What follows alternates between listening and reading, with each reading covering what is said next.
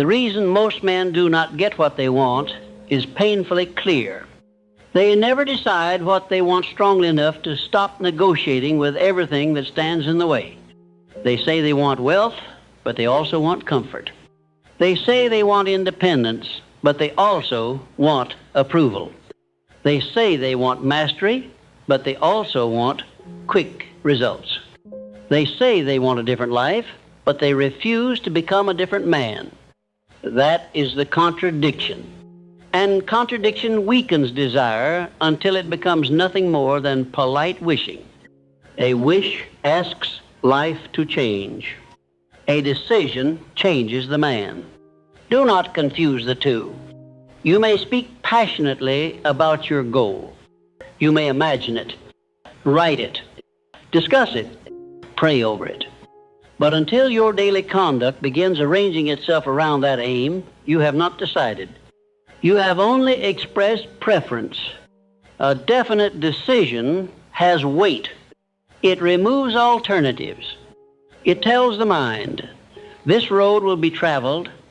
It tells comfort, you will not be obeyed every time. It tells fear, you may speak, but you will not choose. That is why decision frightens people. A true decision closes doors. It demands sacrifice. It creates responsibility. Once you decide, you can no longer hide behind confusion. You must either act or admit that your desire was weaker than your excuse. Most men prefer the comfort of possibility. They like saying, one day protects pride.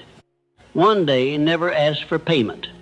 One day allows a man to imagine himself capable without testing capability.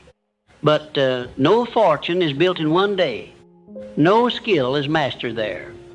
No great life is waiting there. One day is a graveyard where weak intentions are buried without ceremony. Leave it. Bring the aim into the present. What do you want? Answer without decoration. Not what sounds impressive. Not what would satisfy another man. What result are you willing to organize your life around? Be definite.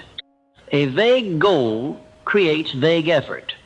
I want more money is not definite. How much? By what date? Through what service? At what cost? I want success is not definite. Success in what? Measured how? Why does it matter? The mind cannot command what it cannot clearly see. Give it form, a destination, a standard, a time, a reason. Until then, desire leaks into fantasy. Once the aim is definite, the second truth appears. Everything you want has a price, not always a price in money, a price in time. Discomfort, repetition, embarrassment, patience, solitude, delayed pleasure, the willingness to be a beginner, the willingness to be misunderstood, the willingness to continue while the reward remains invisible. You do not get what you want merely because you want it. You get what you want when you become willing to pay what it costs. This is where the weak mind complains. It says the price is unfair. It sees another man's result and ignores the years beneath it. It sees the finished business and ignores the rejected comforts. It sees confidence and ignores the humiliations that trained it. It sees wealth and ignores the discipline that preserved capital. Do not envy a result without studying its cost. Every visible success has an invisible bill. Ask whether you are willing to pay yours. Not once, repeatedly. The price of a worthy aim is rarely collected in one dramatic moment. It is collected each morning, each hour, each ordinary choice. The price is paid when you begin despite resistance, when you return after failure, when you say no to an attractive distraction, when you save rather than display, when you practice after excitement is gone. This is why the path appears simple and still defeats many. The steps are not mysterious.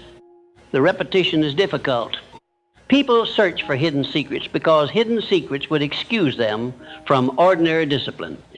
They want a technique that removes patience, a formula that removes uncertainty, a sudden opening that removes the need to develop ability. Stop searching for permission to avoid the process. The process is the secret. Choose, begin, learn, correct, continue. These words are plain because achievement is built from plain acts performed with uncommon consistency. You do not need a new philosophy every week. You need to obey one worthy philosophy long enough for it to become result. The farmer does not abandon the seed because the field looks unchanged after 3 days. He understands seasons. He keeps tending the cause. You must do the same. But do not confuse persistence with mindless repetition. If the method fails, examine it. If the evidence exposes weakness, correct it. The purpose may remain firm while the method changes. A stubborn man repeats error. A determined man repeats effort while improving its direction. Be determined. Study what the action is producing. Are you becoming more skilled? Is the work creating value? Are mistakes decreasing? Is trust increasing? Is the market responding? These questions keep desire connected to reality. Desire without accurate thought becomes delusion. Accurate thought without desire becomes cold hesitation. You need both. A burning aim, a clear mind. One gives force, the other gives direction. The third requirement is concentration. You cannot demand one result while spending your best energy upon 5 competing aims. Choose what matters now, not forever. Now, what one result, if advanced, would strengthen the entire life? Place it first. The world will not protect your priority for you. Every person has a request. Every opportunity wants attention. Every small emergency declares itself important. If you do not decide where your strength goes, it will be divided among the purposes of others. Guard the strongest hour. Give it to the central work before lesser duties gather. Do not offer your future only the exhausted remainder. A man reveals what he wants by what receives his best thought. Words may claim one desire. Time may reveal another. Look at the evidence. Where do your hours go? Where does money go? Where does thought return? That is where your true commitment lives. If the evidence contradicts the declared goal, correct the conduct. Do not give another speech. Move the resources. A goal begins becoming real when time, money, attention, and habit begin moving in the same direction. This is alignment. Without it, the man is divided against himself. One part wants progress. Another protects comfort. One part wants independence. Another spends every gain. One part wants respect. Another breaks promises. The divided man wastes strength fighting himself. End the civil war. Choose which part will govern. You will not remove every contrary desire. You will establish authority over it. Comfort may still call. Fear may still speak. Doubt may still enter. The question is not whether they appear. The question is whether they command action. This is the brutal simplicity. You do not need to feel certain. You need to perform the next necessary act. Certainty often follows evidence. Evidence follows action. Men wait for confidence before beginning, then wonder why confidence never comes. Confidence is earned by remembered obedience. You say you will act, then act, You say you will finish, then finish. You say you will return tomorrow, then return. Each kept word becomes proof. Proof strengthens belief. Belief strengthens further action. This is how a new identity is built. Not through declaration, through repetition. Do not begin with demands so severe that one difficult day destroys the whole effort. Begin with a standard you can carry consistently, then increase it.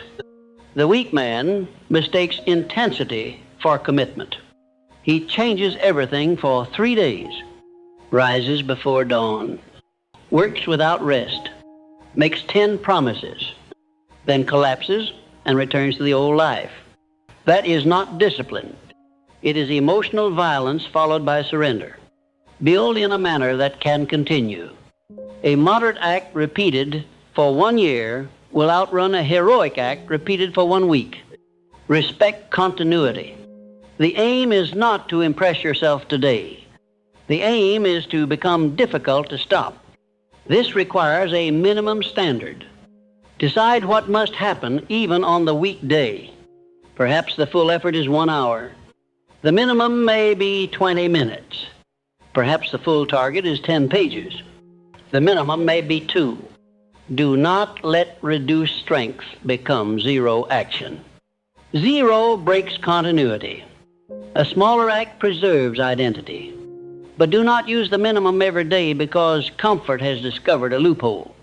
The minimum is a floor, not a hiding place. On strong days, give more. On weak days, protect the chain. This simple law prevents the all-or-nothing mind from destroying progress. The all-or-nothing man says, if I cannot perform perfectly, there is no value in beginning. This is pride. He would rather preserve the image of greatness than produce an imperfect result. Reject perfectionism. Finish useful work. Improve the next attempt. A completed imperfect act enters reality and teaches. A perfect act, imagined forever, teaches nothing. You must become willing to be seen before you feel ready. The first effort may be awkward. The first offer may be rejected. The first plan may expose ignorance. Good. Ignorance exposed can be corrected. Ignorance protected by delay becomes permanent. Do not ask to escape embarrassment. Ask to become stronger than embarrassment. Every capable man once looked incapable at the beginning. He survived the appearance. So must you. Another price is patience with delayed reward. You may do the correct work and receive no immediate evidence. This tests motive. Were you committed to the aim or addicted to quick encouragement? The world often waits before trusting a new effort. People watch. They ask whether you will remain, whether quality will hold, whether one good result was accident or character. Give time enough evidence. Do not demand trust before you have built a record. This is where many promising men leave. They expected the reward to recognize them early. When it did not, they became offended. Life is not required to reward your beginning. Continue until the cause becomes undeniable, but remain observant. If the result stays absent, ask why. Do not merely increase labor. Improve value. Perhaps you are solving a problem nobody feels. Perhaps the service is unclear. Perhaps the skill is weak. Perhaps the message is poorly expressed. Perhaps pride prevents you from listening. Desire must make you persistent enough to continue and humble enough to learn. That combination is rare. The proud man refuses correction. The weak man abandons purpose. The strong man receives correction without surrendering purpose. Become that man. Seek useful criticism. Not every opinion. Useful criticism comes from evidence, experience, or the people you intend to serve. Listen without defending yourself immediately. A defense protects the old method. A question may reveal the new one. Ask, what is this person seeing that I am missing? Then decide. You do not obey every critic. You examine every relevant truth.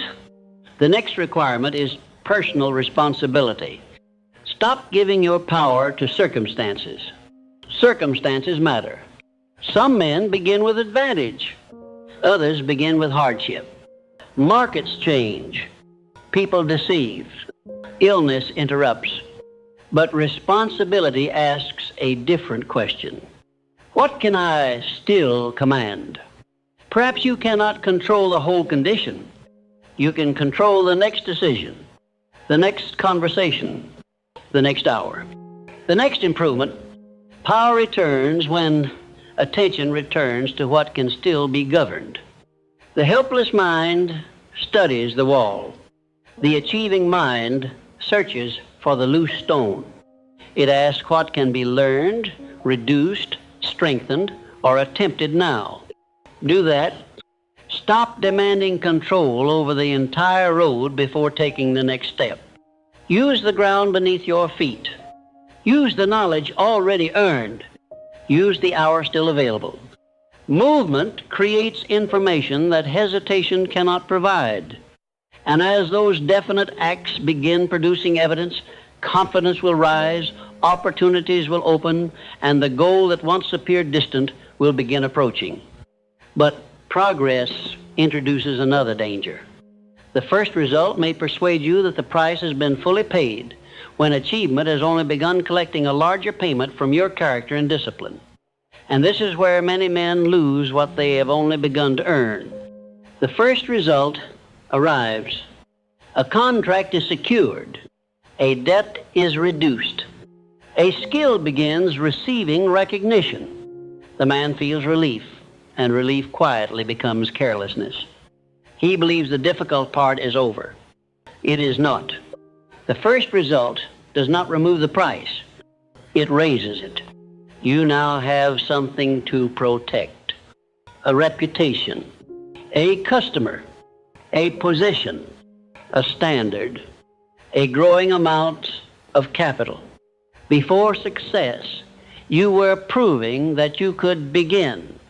After success, you must prove that you can remain worthy of what has begun responding to you. This demands another level of discipline. The man who fought hard to enter the room may become careless once he receives the chair. He prepares less, listens less, promises more. He begins living upon yesterday's effort. Do not do this. The results you earned yesterday cannot permanently excuse weak conduct today. Every new level asks whether the habits that created the first success can be continued under greater pressure. The pressure changes form. At first, you were tested by rejection. Now you may be tested by praise. At first, you were tested by scarcity. Now you may be tested by excess. At first, nobody noticed you. Now people may expect more from you. Do not become weaker because the surroundings have become better. Success is not merely a reward. It is an examination. It reveals whether you wanted the result or whether you were prepared to carry the responsibility attached to it. Many men want influence. Few want the discipline of being watched. Many want wealth. Few want the restraint required to preserve it. Many want leadership. Few want the loneliness of making difficult decisions without immediate approval. Be honest about the whole price. Do not desire only the pleasant half of achievement. The result and the responsibility arrive together. If you reject the responsibility, the result will eventually leave. This is why a man must grow faster than his circumstances. If opportunity grows while character remains small, opportunity becomes dangerous. More money enlarges appetite.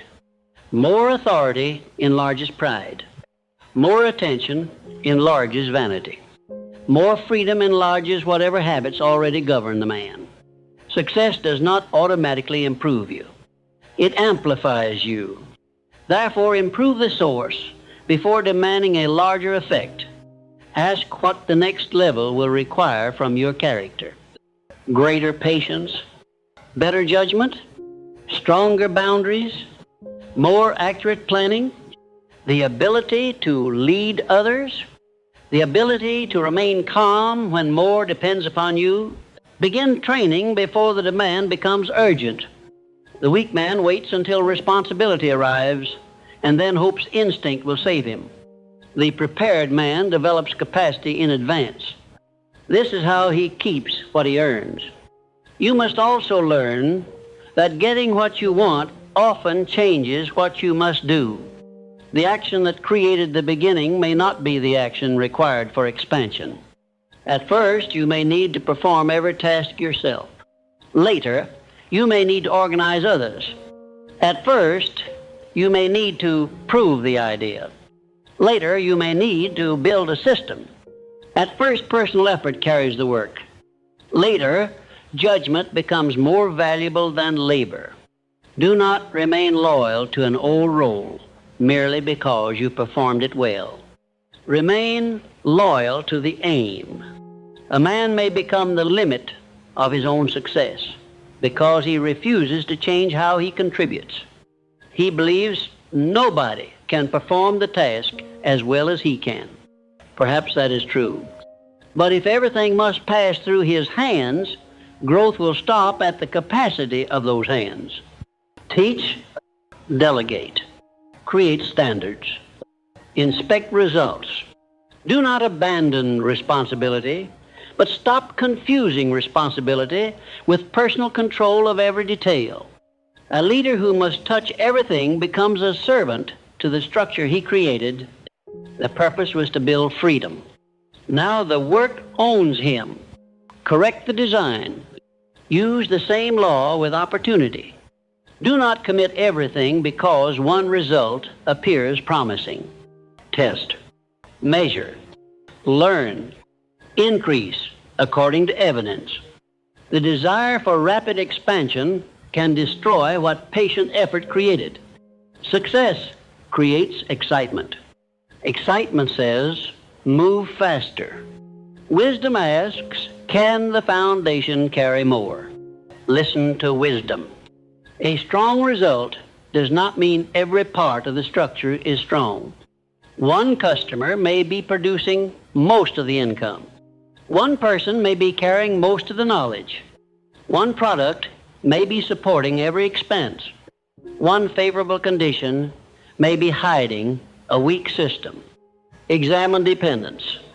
Ask what would happen if one support disappeared. This is not negative thinking. It is preparation. The man who refuses to imagine difficulty becomes surprised by ordinary risk. Think ahead. Strengthen weak points before pressure finds them. Build reserves. Improve agreements. Train another capable person. Protect relationships. Do not wait for the bridge to shake before inspecting the supports. Getting what you want is simple. Keeping it requires foresight. The next danger is the temptation to increase appearance faster than substance. A man earns more and immediately wants the world to see it.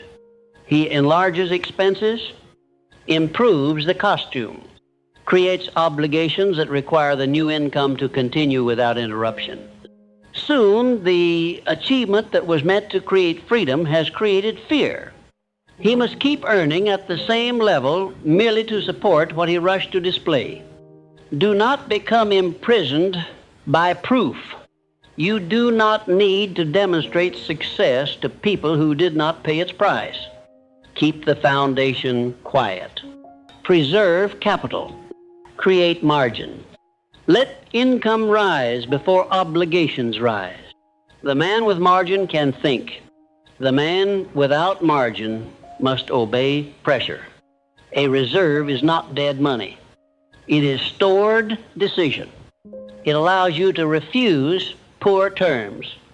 It allows you to wait. It allows you to correct mistakes without desperation. It allows you to survive a slow season without selling character. Build that power. This is not fear of living. Enjoy the fruit, but do not eat the seed. Some money should serve present life. Some should strengthen the source. Some should remain under command for a future opportunity. Give every portion a duty.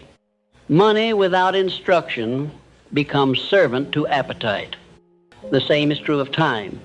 When results improve, new requests arrive. People ask for meetings, advice, partnerships, favors, and attention. The successful man becomes useful to many purposes. If he accepts every request, he will lose the concentration that made him useful. Protect the central work. Say no without apology where no is required. A new opportunity may be good and still be wrong for the present aim. Do not let the fear of missing one chance destroy the work that created many chances. Selection becomes more important after success, not less. Before success, you may have few doors. After success, several may open together. You cannot walk deeply through all of them. Choose. The man who cannot say no eventually loses the power of his yes. His commitments become shallow. His attention becomes divided. His word becomes uncertain. Guard the word. Give it only where you can honor it. This may disappoint people. Let honest disappointment occur. It is better than false agreement followed by weak performance. The brutal simplicity remains. You cannot have every good thing. You must decide which good thing deserves your life now. Success will also attract criticism. Examine it without fear. Take whatever truth improves the work. Reject empty noise. And never let praise make honest correction impossible to receive. This is especially important when the original goal begins changing. Perhaps you reached the amount you once desired. Perhaps you secured the position. Perhaps you completed the work. Now what? The undisciplined man immediately invents a larger target because movement is the only way he knows how to feel valuable. Do not automatically enlarge the desire. Pause.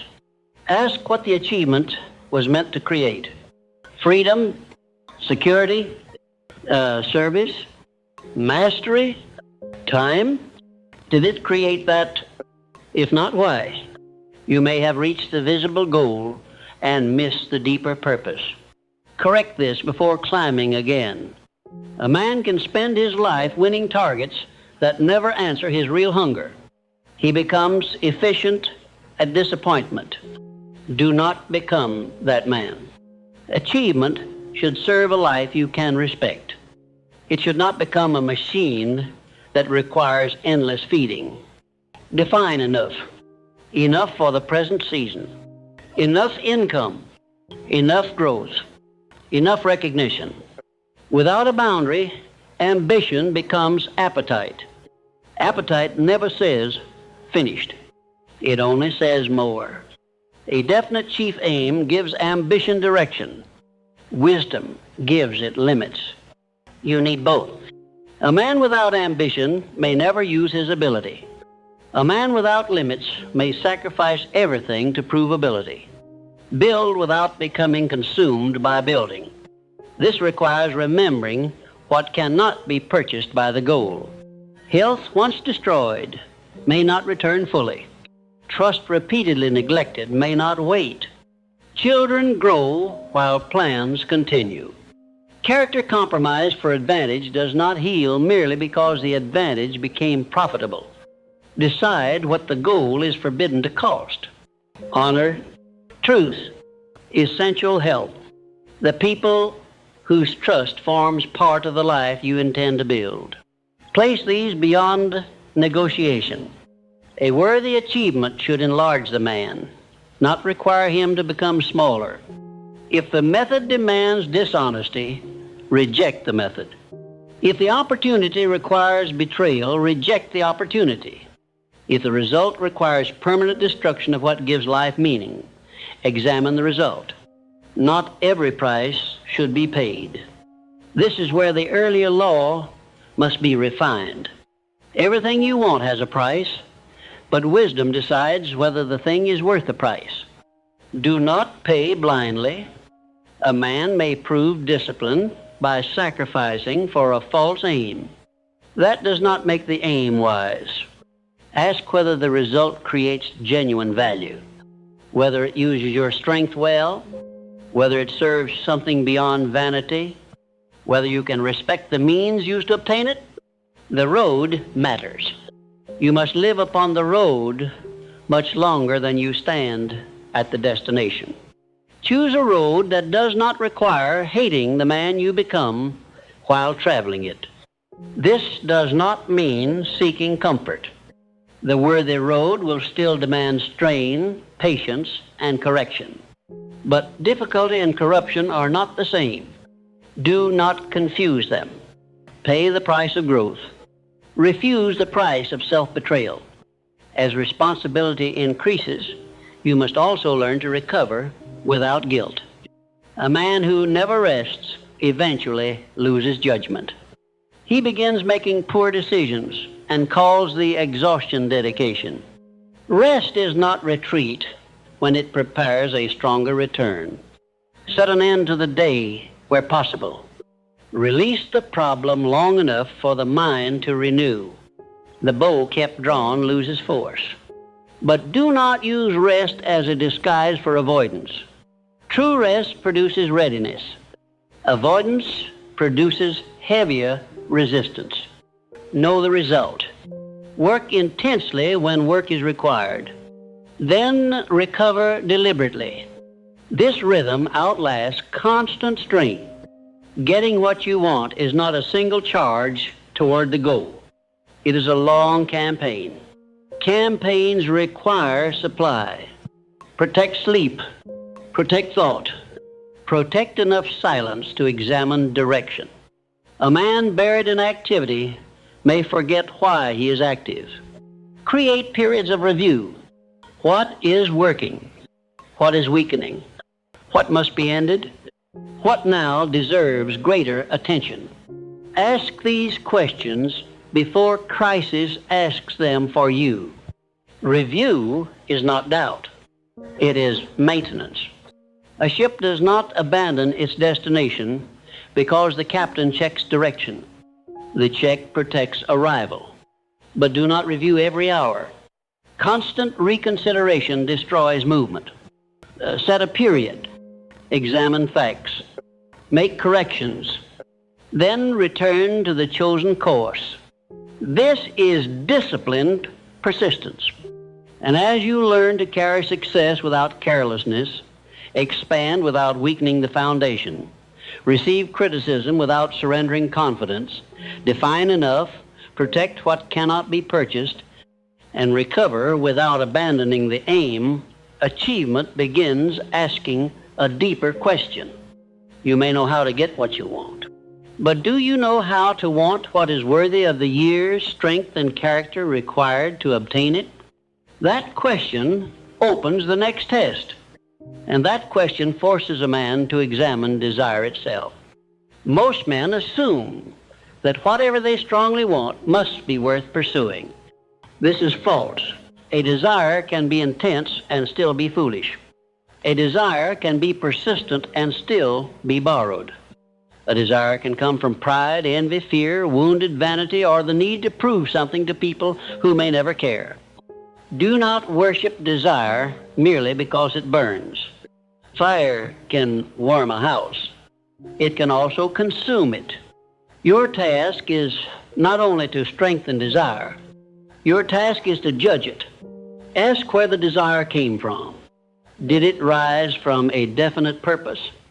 Did it grow from your natural abilities, your values, and the contribution you wish to make? Or did it begin when you saw another man receive admiration? Did you choose the aim because it belonged to you, or because it made you feel less ordinary? A borrowed desire can command years before the man discovers that he has been building another person's life. He may succeed publicly and fail privately.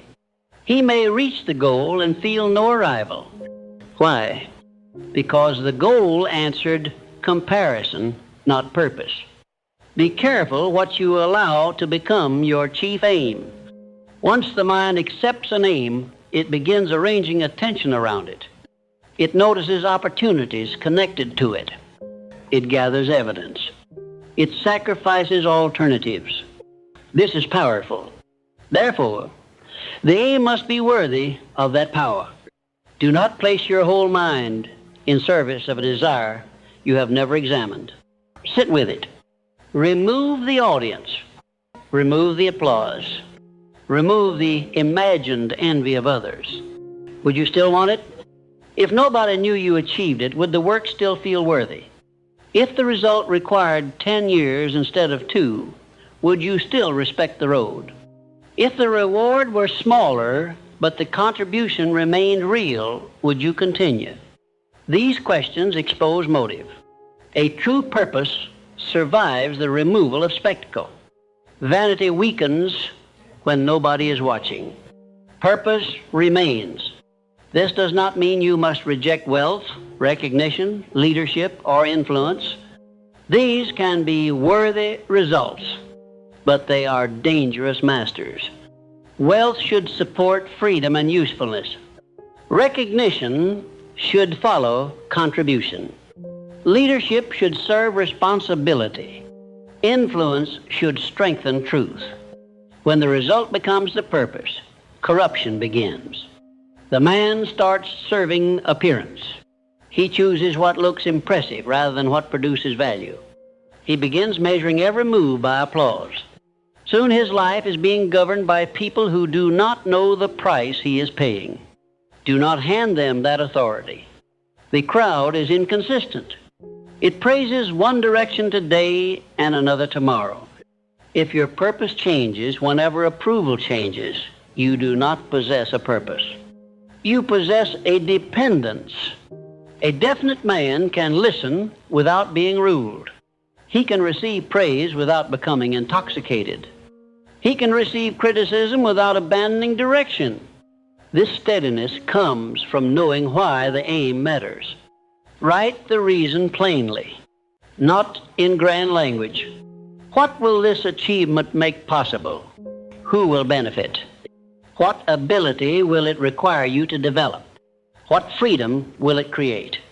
What responsibility will follow? A weak reason collapses under a strong price. A strong reason can carry difficulty, but even a strong reason must remain connected to truth. You may begin with a worthy aim and later discover that the method you chose is damaging what the aim was meant to serve. Correct the method. Do not defend suffering merely because you have already suffered. This is one of the hardest decisions a man can make. He has told others about the aim. He has built an identity around it. He has defended it. Changing course feels like exposing weakness. Yet the deeper weakness is knowing the road is wrong and continuing because appearance matters more than truth. Choose truth. However, do not confuse boredom with a false purpose. Do not abandon a worthy road because the emotional reward has faded. The mind loves novelty. Purpose often becomes ordinary in daily practice. The work repeats. The gain slow. The road loses glamour. This does not mean the aim is wrong. It may mean you have entered the stage where character must replace excitement. Ask whether the purpose remains worthy. Ask whether the method still creates progress. Ask whether your resistance comes from evidence or discomfort. If the aim remains worthy and the cause remains sound, continue. Do not let temporary feeling overrule definite judgment. Getting what you want requires this balance. You must be flexible enough to correct and firm enough to continue. The weak man changes too quickly. The stubborn man changes too late. The wise man studies the facts, makes a decision, and then acts without endless regret. Develop that judgment. Judgment does not appear through theory alone. It grows through decision, consequence, review, and correction. Make decisions. Observe what follows. Do not hide from the result. If the result is poor, identify the cause. Was the information incomplete? Was the motive impure? Was the timing wrong? Was the execution careless? Did fear delay action? Did pride ignore warning? Each honest answer sharpens judgment. A mistake examined becomes an asset. A mistake defended becomes a pattern. This is why responsibility is essential. The man who blames circumstances for every failure refuses the lesson hidden inside consequence. Circumstances matter, but ask what was still yours to command. Perhaps the market changed. Could you have prepared reserves? Perhaps the partner failed. Could the agreement have been clearer? Perhaps the opportunity disappeared. Could you have acted sooner? Responsibility does not mean pretending you control everything. It means refusing to waste what the event can teach. Take the lesson without taking unnecessary shame. Shame says, I am a failure. Responsibility says, this decision failed. What must change? The second statement preserves power. It separates identity from event. A man can fail greatly and still become greater if he refuses to make failure his name. Many achievements are built by men who learn to recover faster than others. They were not protected from defeat. They were trained by it. You must learn how to lose without becoming lost. When a plan fails, give yourself enough time to understand the wound. Do not make a permanent decision in the first emotional hour. Fear may exaggerate. Anger may accuse. Pride may demand revenge. Wait until the mind becomes capable of accurate thought. Then examine what remains. Skill remains. Experience remains. Relationships may remain. Knowledge remains. The ability to begin remains. A lost result is not always a lost foundation. Count what survived. Use it. The man who sees only what departed becomes helpless. The man who sees what remains can rebuild. This is not empty optimism. It is inventory. Know your assets. Some are visible. Money, tools, property, contracts. Others are invisible. Reputation, courage, discipline, understanding, the ability to persuade, the ability to organize people. These invisible assets often create the visible ones again. Protect them during difficulty. Do not destroy reputation to save money. Do not abandon discipline because one plan failed. Do not become bitter and drive away people who might have helped you rebuild. Loss tests whether your character was attached to result or rooted in principle. Remain rooted. The brutal simplicity of getting what you want includes the possibility that you may not receive it in the form you first imagined. You may work toward one opportunity and discover another. You may develop a skill for one field and apply it in a different one. You may pursue one position and become qualified for a greater responsibility elsewhere. Purpose can remain while form changes. Do not become so attached to the picture that you miss the substance. Ask what the desire truly represents. Perhaps the specific business represents independence. Perhaps the position represents influence. Perhaps the income represents security. If one route closes, the deeper aim may still be reached through another. This does not mean changing roads at every obstacle. It means remembering that a method is not the purpose. The man who understands the deeper aim can adapt without feeling destroyed. He says, this door closed. The purpose remains. Then he studies the next available route, but he does not run blindly into the first opening. He examines whether it serves the same worthy direction. Disappointment creates vulnerability. A rejected man may accept a poor opportunity simply because it makes him feel chosen again.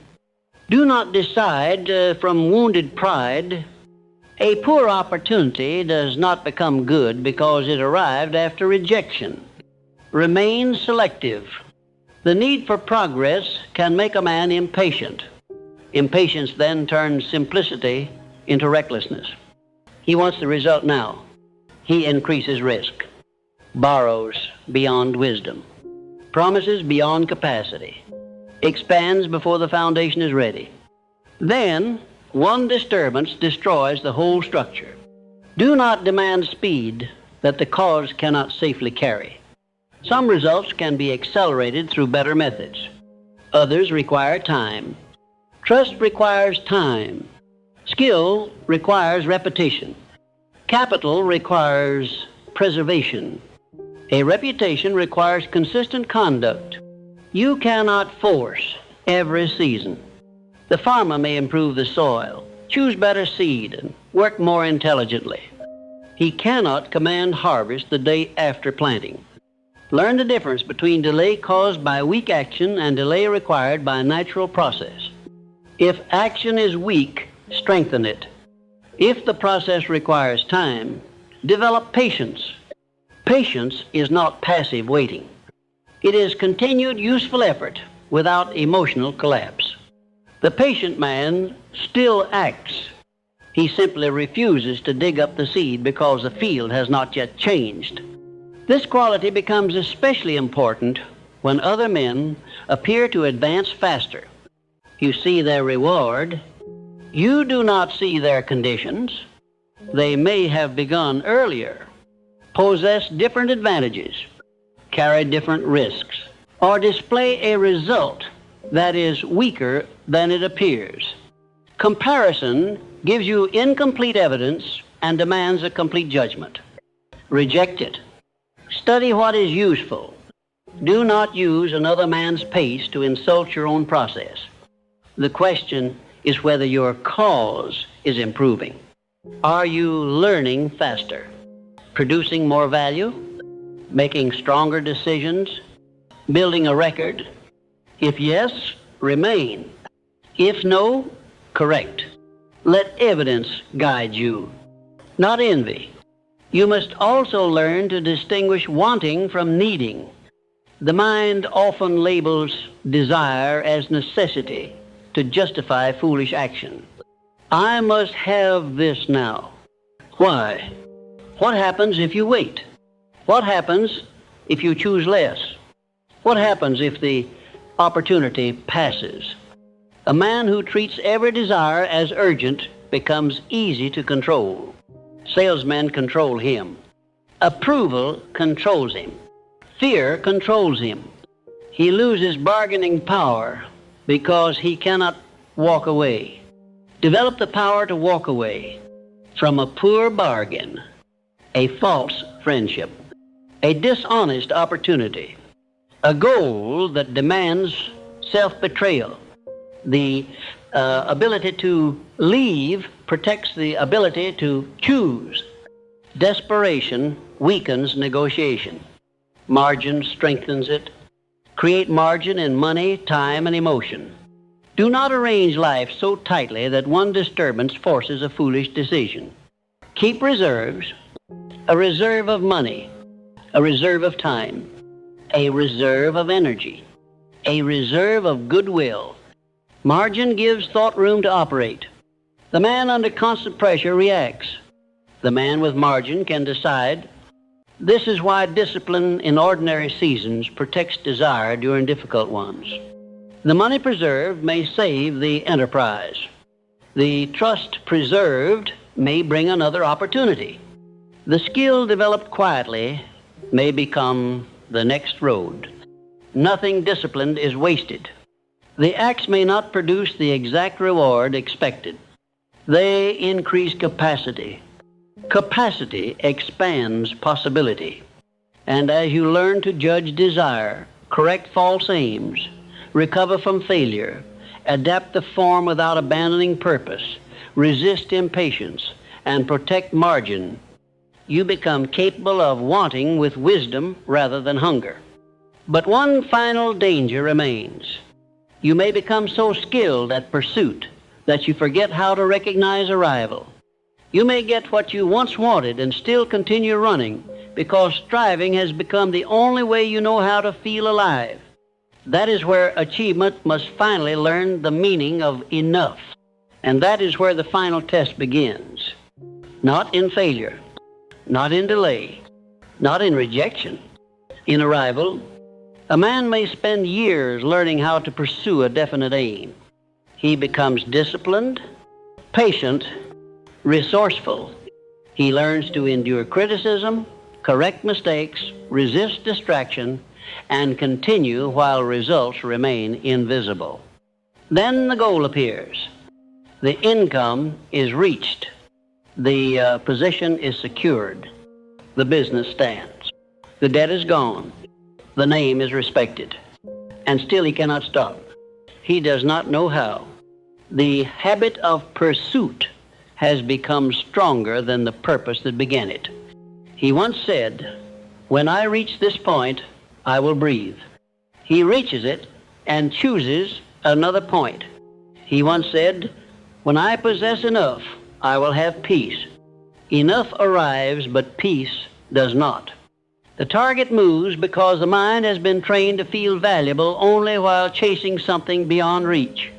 This is not ambition under command. It is ambition without a master. Do not let achievement become another form of bondage. You wanted the result for a reason. Perhaps you wanted freedom, security, time, dignity, the power to choose your work, the ability to protect your family, the ability to contribute, return to that reason.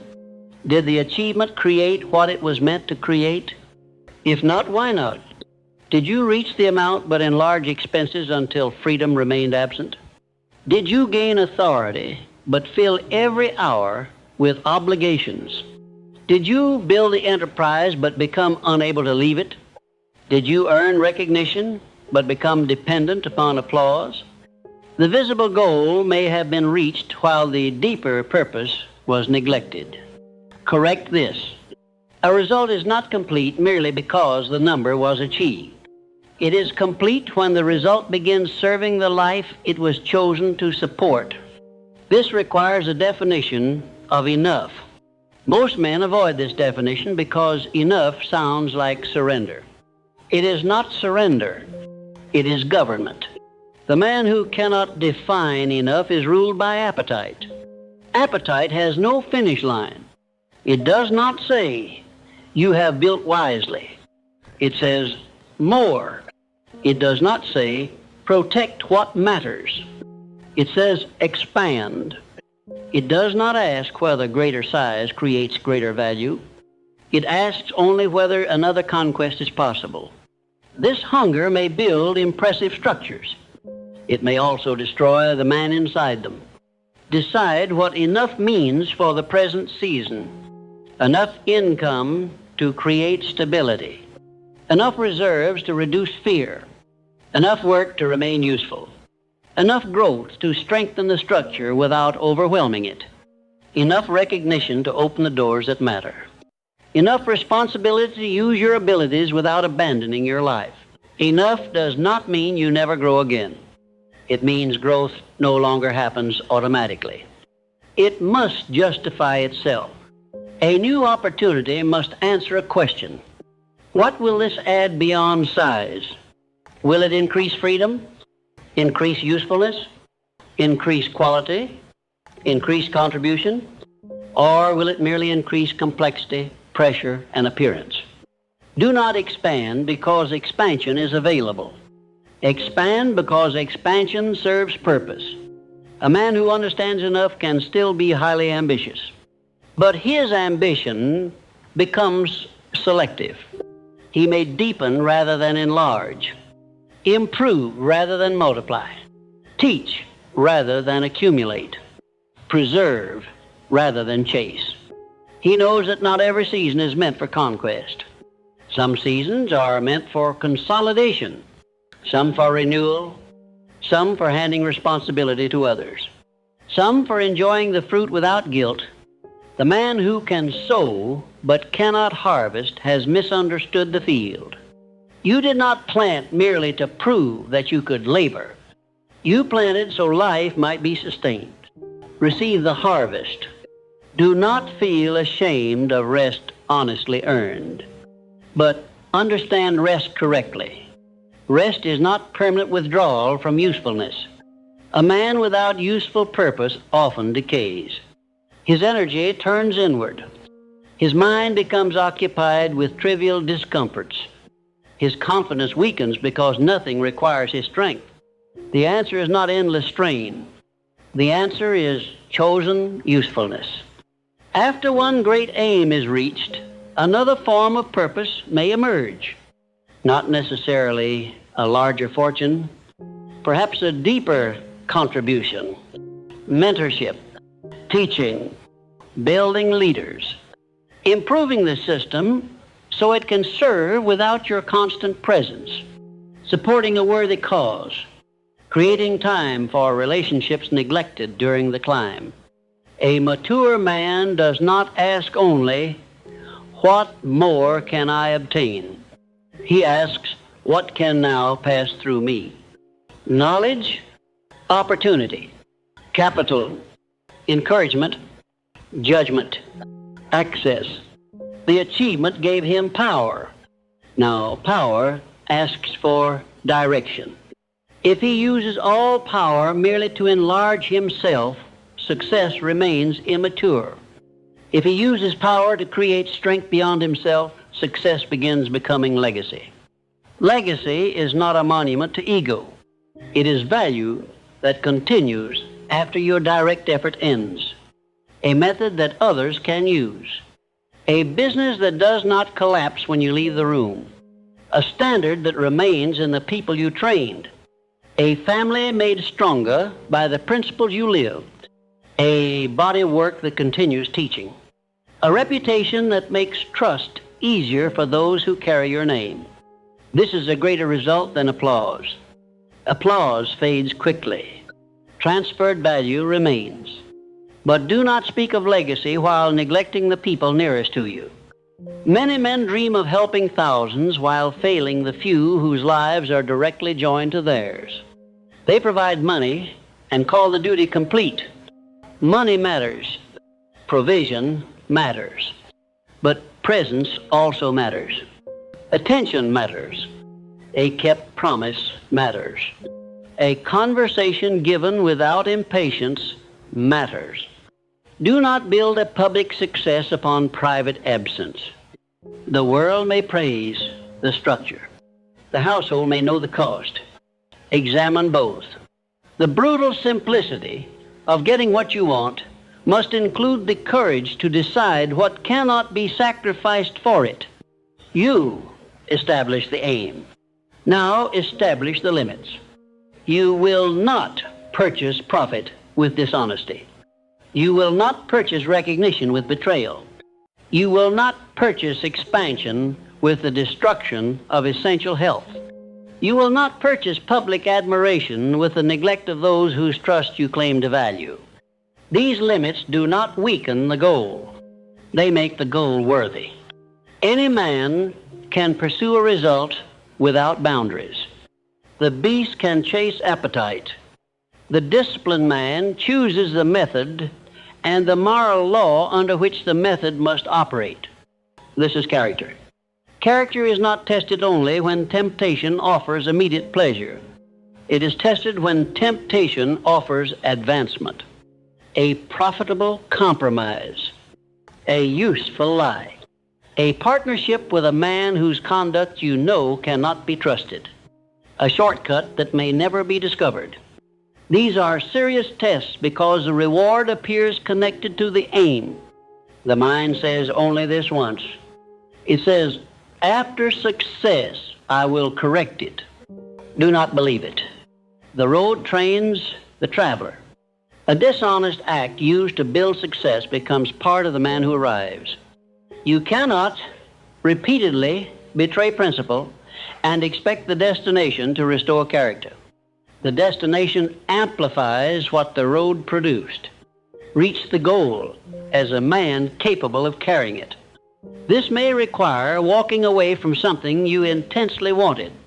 That is one of the highest forms of command. You may have worked for the opportunity, prepared for it, waited for it, then discover that the terms demand too much of your integrity, peace, or responsibility. Walk away. The weak man says, I have come too far to refuse. The strong man says, no distance traveled obligates me to complete a dishonorable bargain. Do not let sunk cost become moral surrender. Time already spent is gone. Effort already given is gone. The question is what the next step will make of you. Choose accordingly. There will also be moments when the goal must be released not because it is corrupt, but because life has changed. A duty arrives. Health changes. A family responsibility becomes greater. A market disappears. The original desire may no longer fit the man or the season. This does not automatically make the years wasted. They may have built qualities now required elsewhere. Discipline transfers. Judgment transfers. Courage transfers. The ability to organize effort transfers. A road can end while its training continues. Release without bitterness. A man who cannot release becomes servant to his own history. He keeps trying to recover the old picture because he cannot accept a different form of fulfillment. Do not worship the picture. Protect the worthy purpose beneath it. Perhaps you wanted a particular position because you wanted influence. The position may disappear. Influence can still be created elsewhere. Perhaps you wanted one enterprise because you wanted independence. The enterprise may fail. Independence may still be built through another form. Perhaps you wanted recognition because you wanted proof that your work mattered. Recognition may remain limited. The work may still matter. Separate substance from symbol. Symbols are useful. They make goals visible, but they are not always the whole desire. A title may symbolize authority. Money may symbolize safety. A house may symbolize arrival. Ask what lies beneath the symbol. Then determine whether the symbol actually delivers it. Many men obtain the symbol and remain hungry because they never understood the underlying need. The house grows larger. The man still feels unsafe. The title becomes higher. The man still feels unseen. The income increases. The man still fears losing everything. Outer achievement cannot automatically heal an inner wound. Do not ask it to. If the desire is driven by humiliation, face the humiliation. If it is driven by fear, study the fear. If it is driven by the need to prove your worth, ask why your worth has been placed in the judgment of others. Achievement can strengthen confidence. It cannot create permanent peace if the mind keeps moving the standard. You must eventually accept yourself as responsible and unfinished, valuable and still developing. This is not softness. It is freedom from the endless trial in which every result is forced to prove that you deserve to exist. You do not need to become passive. You need to stop using ambition as punishment. Some men work not because they love the purpose, but because rest makes them hear the accusation within. You have not done enough. You are still behind. Another man is greater. So they continue. No result satisfies the accuser because the accusation was never about the result. It was about identity. Recognize this. The solution is not always another target. Sometimes the solution is truth. You have made mistakes. Correct them. You have unused ability. Develop it. You have responsibilities. Carry them. But do not condemn the whole man, because the work remains unfinished. Life will remain unfinished until the final day. Peace cannot depend upon completing every possibility. It must come from alignment. You know what matters. You are acting toward it. You are correcting when wrong. You are refusing what would divide or corrupt you. You are present enough to recognize the life being built. This is alignment. It creates a quieter confidence than applause. The world may not understand it. The world often measures size. How much? How many? How high? How widely known? These questions have value, but they are incomplete. Ask your own questions. How honestly? How usefully? How freely? How much trust was created? How much ability was developed? How much unnecessary fear was removed? How many people became stronger because the work existed? How much of your life still belongs to you? These measures reveal whether the achievement is truly serving purpose. A man may possess a great enterprise and no command over his own day.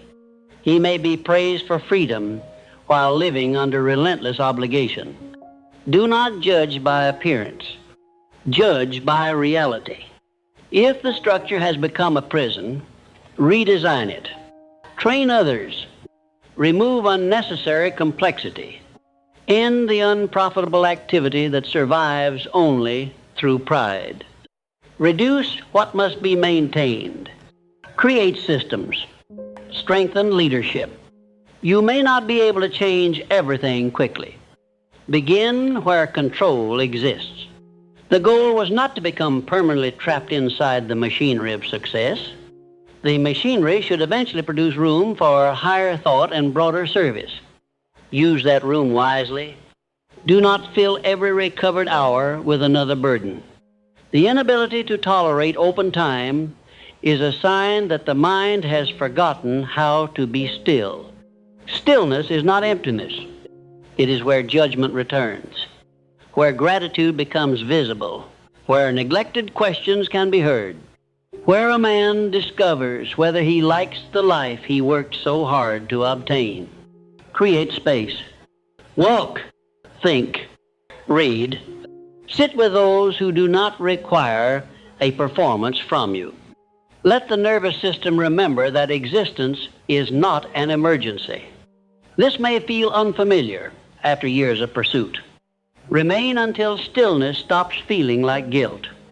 Then choose the next work from clarity, not compulsion. The next work may be great. It may demand years. Good. But this time, choose it as a free man, not as a fugitive running from his own insufficiency. A free man can work intensely and still remain inwardly calm. He does not need every result to confirm his value. This makes him more effective. He can see facts without panic. Change methods without shame. End a false aim without feeling annihilated. Receive success without becoming intoxicated. He is dangerous to difficulty because difficulty cannot control his identity. Build this independence. Your desire should direct energy, not own the soul. You should be able to say, I want this deeply. I will work for it fully. I will pay every intelligent price. But I will not become dishonest, blind, or less human in order to obtain it. That is a mature desire. It burns without consuming the whole man. It creates action without destroying proportion. It can survive delay. It can survive correction. It can even survive release. This is the form of desire worthy of power. Then the process becomes simple again. Decide what you want. Examine why you want it. Determine what it costs. Decide which prices are worthy and which are forbidden. Organize the days around the aim. Work. Measure. Correct. Continue. Recognize arrival. Receive the result. Let the result serve the reason. Then decide consciously whether another aim deserves your life. There is no hidden mystery in this sequence. The difficulty is that each step demands honesty. Men avoid definite decision because it exposes indecision. They avoid naming the price because it exposes unwillingness. They avoid measurement because it exposes weak work. They avoid defining enough because it exposes appetite. They avoid examining motive because it exposes vanity. The road is simple. The man is divided. Unify him. Let thought, word, time, money, habit, and purpose agree. When you say the aim matters, give it the proper hour. When you say character matters, refuse corrupt advantage. When you say family matters, be present. When you say freedom matters, stop enlarging obligations without thought. When you say peace matters, do not build a life that requires permanent panic. Alignment removes enormous waste. You stop pulling in opposite directions. Your no protects your yes. Your routine protects your decision. Your reserves protect your patience. Your character protects your success. Your definition of enough protects your humanity. This is how a man becomes whole. Not perfect, whole. He may still doubt. He may still tire. He may still make mistakes. But his life is no longer governed by contradiction. He knows the direction. He knows the law. He returns when he strays. And he can enjoy progress without allowing progress to become another tyrant. The brutal simplicity is now complete. You do not get what you want by wanting harder in imagination. You get it by making desire definite, paying the intelligent price, correcting the method, and remaining until the cause becomes strong enough to produce the effect. But that is only half the victory. The other half is becoming wise enough to know whether the effect deserves you. Do not give your one life to an aim merely because it can be achieved. Give it to an aim that makes the years meaningful, an aim that strengthens character, creates value, expands freedom, deepens usefulness, and leaves you capable of recognizing the people, moments, and blessings that no achievement should make invisible. You may reach the goal. Good. Stand there long enough to see it. Do not immediately turn your back upon the result and chase another horizon. Remember the week's beginning. Remember the first decision. Remember the mornings when nothing appeared to be changing. Remember the people who remained. Remember the price. Let gratitude complete what ambition began.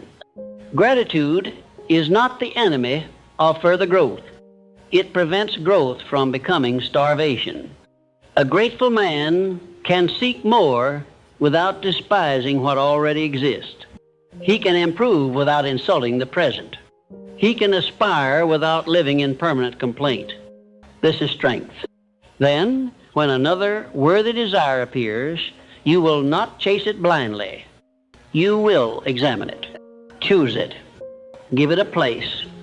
And once chosen, you will stop pretending that life owes you the result without the prize. You will rise. Work, learn, persist. You will refuse distraction. You will protect character. You will adapt without surrendering purpose. And you will know when the work has accomplished what it came to accomplish. That is the final measure. Not whether every desire was fulfilled as imagined, but whether pursuit trained you to command yourself. A worthy goal should leave behind more than possession. It should leave stronger judgment, firmer courage, cleaner habits, deeper patience, and greater command over attention. Even when circumstances alter the reward, these qualities remain. They become the equipment with which the next difficulty is met and the next opportunity is recognized without confusion. That is the man who gets what he wants without being destroyed by wanting. He does not beg life. He does not bargain endlessly. He does not hide inside one day. He decides, he pays, he becomes, and when the result arrives, he possesses more than the thing he pursued. He possesses himself.